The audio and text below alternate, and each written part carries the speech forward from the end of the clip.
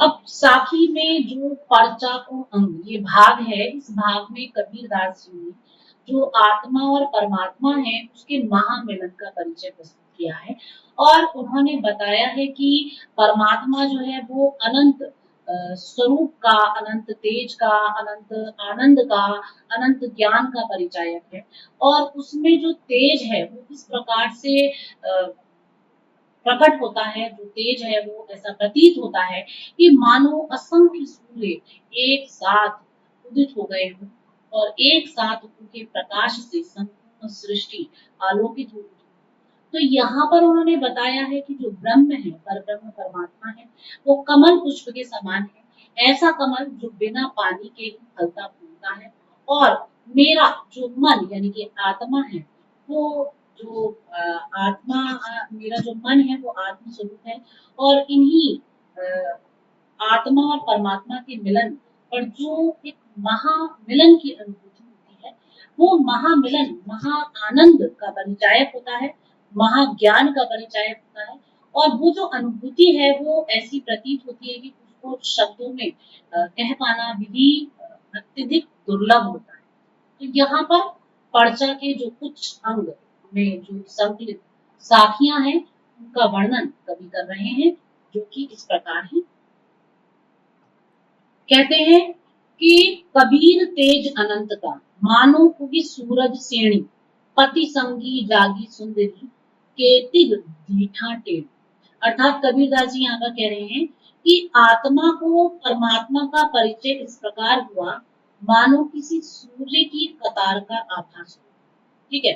कबीर तेज अनंत का मानो क्योंकि सूरज से, जो मतलब के परमात्मा है, उसका परिचय जो आत्मा है उसे इस रूप में प्राप्त हुआ जैसे तेज अनंत। वो जो परब्रह्म परमात्मा है वो एक अनंत तेज स्वरूप है। और मानो भी सूरज से भी मानो असंख्य जो सूर्यों की श्रेणी एक कतार है वो उदित हो गई और एक साथ उसकी जो श्रेणियां हैं वो पंक्तिबद्ध होकर के लगातार जो सूर्य है वो श्रेणीमय होकर के उगता चला गया, उदित होता चला गया। और पति संगी जागी सूरी। और आज आत्मा रूपी जो बहुरिया है, जो पत्नी है, वो अपने परमात्मा रूपी पति के साथ उठ खड़ी है, जाग गई है, निद्रा से जागी है। और उसे इस अनुपम आश्रयपूर्ण केतिक दीठा टेढ़ी, और जो ये अनुपम आश्रयपूर्ण एकाकार स्वरूप है उसे इसका आभास हुआ है। और इस आभास में जो आनंद उसको प्राप्त हो रहा है वो आनंद उसके लिए अनिर्वचनीय है। वो उस आनंद को कह पाने में सक्षम भी नहीं है। तो इसी को आगे कबीरदास जी अगली साखी के माध्यम से कहते हैं कि परब्रह्म के तेज का कैसा है अनुमान, कहिबे को शोभा नहीं, देखिया ही परवान।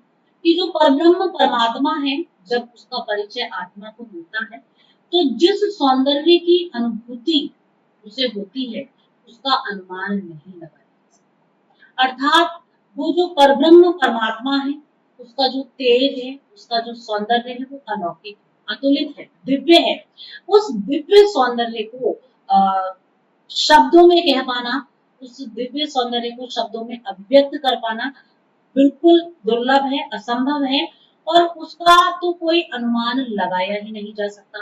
कहीं भी वो शोभा नहीं, कहने को वो केवल अनंत प्रकाश है, दिखाई नहीं दे रहा, कुछ उसका स्वरूप नहीं दिखाई दे रहा, मात्र एक प्रकाश सा वो आभासित हो रहा है, परंतु देखे ही परवान। लेकिन जैसे ही प्रत्यक्ष दर्शन होते हैं तो सबसे बड़ा प्रमाण यह है कि उस सौंदर्य में जो आत्मा है वो इस प्रकार तल्लीन हो जाता है।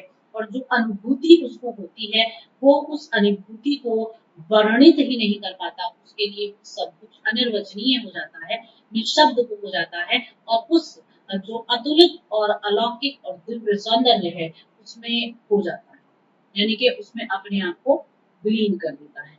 आगे जो कवि हैं वो कह रहे हैं कि हदे छाड़ी बेहद गया, हुआ निरंतर बान, कवल जो फूलिया फूल बिन को निर्भय न जगा। कि जो सांसारिक हद है उसको त्याग कर, हदें छाड़ी, जो सांसारिक विषय वासनाएं माया मोह विकार आदि की जो हदें हैं, जो सीमाएं हैं, मतलब जहां सीमा एक अंत होती है उसे हद कहेंगे। तो उस हद को त्याग कर बेहदी गई। जब आत्मा उस पर ब्रह्म की हद में प्रवेश कर गई, ठीक है, हुआ निरंतर बस। तो उसको जो एक अद्भुत नजारा था, जो एक अद्भुत दृश्य था, एक अलौकिक दृश्य, एक अलौकिक सौंदर्य जिसे वो अपने शब्दों में कह ही नहीं पा रहा है, और वो उस अलौकिक सौंदर्य से, उस अद्भुत दृश्य से एकाकार हो गए। जैसे ही उसने इस सांसारिक हद को पार करके और उस ब्रह्म की हद में प्रवेश किया, उसकी सीमा में प्रवेश किया और ब्रह्म की सीमा को उसने प्राप्त किया, तो वहां जाते ही जो दृश्य उसके सामने उपस्थित था, उस अद्भुत दृश्य को देखकर उसकी आंखें बिल्कुल खुली रह गई, वह अवाक रह गया, उसको कुछ समझ नहीं आया और वो उसमें एक तरीके से लीन हो गया। तो एक अनंत प्रकाश, एक अनंत तेज, एक अलौकिक सौंदर्य था। और ऐसा उसे प्रतीत हुआ, जो वहां उसे प्रतीत हुआ, कमल जो फूलिया फूल गई, ऐसा लगा जैसे जो कमल पुष्प है वो बिना मृणाल के, जो मृणाल डंडी है उसके बिना ही विकसित हो गया है, निर्वय निजता से। और जीवात्मा को जैसे आत्मा का परिचय होते ही संसार में उसे कोई देख भी नहीं सकता।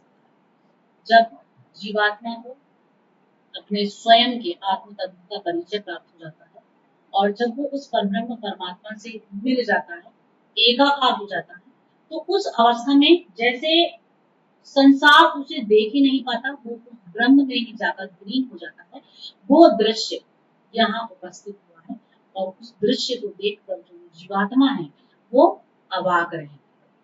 तो इस रूप में कवि ने जो आत्मा और परमात्मा के मिलन का एक महामिलन रूप है उसको यहाँ पर अभिव्यक्त किया है। कबीर मन मधुकर भया, रहिया निरंतर बस। और कमल जो फूलिया जल बिन, वो देखे निष्ठा। वही उसी का भाव है जो अभी पूर्व में आया है कि कबीर मन मधुकर भया, आत्मा को परब्रह्म परमात्मा का जैसे ही परिचय मिला है, साधक को ये अनुभूति हुई है कि जो परमात्मा रूपी कमल है वो माया रूपी जल के बिना ही विकसित हो रहा है। तो इस प्रकार जब साधक का मन रूपी भौरा उस कमल रूपी ब्रह्म में लीन हो जाता है, तो फिर उसे और कुछ दिखाई नहीं। तो कबीर मन मधुकर है। इस अवस्था में जब कबीर की जीवात्मा को उस परब्रह्म परमात्मा के दर्शन हुए, तो उस परब्रह्म परमात्मा के दर्शन करके जो कि कवल जो फूलिया जल, जो कमल स्वरूप ब्रह्म उस माया रूपी जल के बिना ही विकसित है, प्रफुल्लित है और मंडित हो रहा है, तो जैसे ही वह उसको देखता है, वो देखे निजदास की, उसको जब जैसे ही वो देखता है, उसके दर्शन करता है, तो कबीर का जो मन है वो मधुकर हो जाता है, भौरा हो जाता है, रही है निरंतर वास, और वो उस कवल का पान करने के लिए उसी में लीन हो जाता है, उसी में वास करने लगता है। उसके बाद तो उसे जैसे कुछ देखने के लिए चाहिए ही नहीं, वो अपने आप को उस ब्रह्म के प्रति पूर्णतः समर्पित कर देता है। अंतरी कवल प्रकाशिया, ब्रह्म वास तहाँ हुई, मन भगरा तहाँ उपधिया, जंगेगा जन कोई, जागेगा जन कोई। कह रहे हैं आगे कबीरदास जी कि जो वो परब्रह्म परमात्मा है, जब उसका साक्षात्कार हुआ, जब उसका भान हुआ, जब उसकी अनुभूति हुई, तो अंतरी कवल प्रकाश है, जो आत्म तत्व है, उसके आंतरिक स्वरूप में विद्यमान जो कवल है, जो प्राण रूपी कवल है, ज्योति रूपी कवल है, वो मानो प्रकाशित। अर्थात जब आत्म के ज्ञान से जब दिव्य चक्षु खुले, भौतिक चक्षु हट गए हैं और जो दिव्य चक्षु, दिव्य नेत्र हैं, वो खुल गए, तो हृदय कमल जो है वो विकसित हो गया और ब्रह्म वास तहाँ हुई, और देखा कि आत्मा जो वहां पर, तो जो हृदय कमल जो खिला हुआ है, जो विकसित हुआ उस ज्ञान के प्रकाश से, क्योंकि जो कमल है वो सूर्य की किरणों के पड़ते ही विकसित हो जाते हैं, खिल जाते हैं। तो यहाँ जो हृदय रूपी कमल है वो कैसे खिला, वो ज्ञान रूपी प्रकाश की किरण का स्पर्श करके। और जब वो खिला तो ब्रह्म वास तहाँ हुई, परमात्मा ने क्या देखा कि वहां तो परब्रह्म का वास है और मन भवरा तहां लोभ दिया। बस फिर तो मन रूपी जो भंवरा था वो उसी ब्रह्म जो कमल पुष्प है उसके प्रति लोभित हो गया और इतना ललायत हो गया कि जागई गाजन कोई कि उसे बिरले ही जान पाएंगे, कोई जान ही नहीं सकता। तो ये जो एक अनुभूति है कवि यहाँ पर ये बताना चाह रहे हैं कि जो ये अनुभूति है महामिलन की, ये अनुभूति अपने आप में एक अनिर्वचनीय अनुभूति है।